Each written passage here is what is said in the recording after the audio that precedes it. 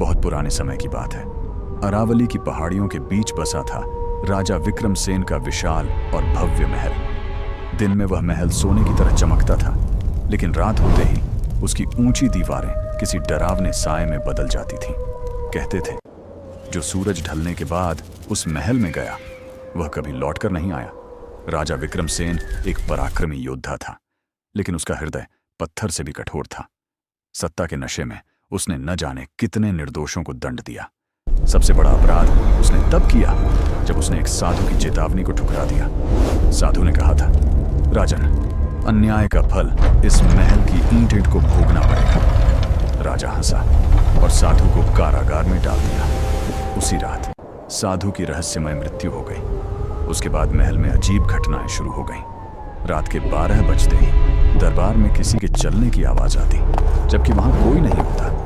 दीवारों से खून जैसे लाल आंसू टपकते। महल के गलियारों में सैनिकों की परछाइयां घूमती, बिना सिर के, बिना आंखों के। रानियों के कक्ष से रोने की आवाज आती, मानो कोई आत्मा अपने अधूरे न्याय के लिए विलाप कर रही हो। एक रात राजा ने स्वयं देखा, सिंहासन के सामने खड़ा था वही साधु, जलती हुई आंखों के साथ। उसकी आवाज गूंजी, राजा विक्रमसेन, तेरा समय समाप्त हो चुका है। अगली सुबह राजा का शव सिंहासन पर मिला।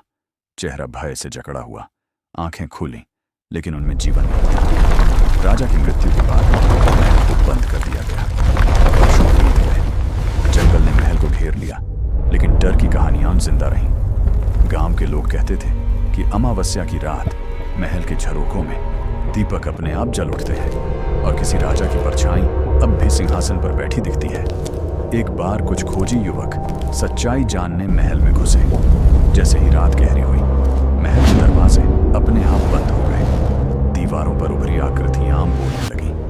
वे सभी लोग थे जिनके साथ राजा ने अन्याय किया था। चीखें और फिर सन्नाटा। सुबह गांव वालों ने देखा, महल के फाटक खुले थे, लेकिन अंदर कोई नहीं था।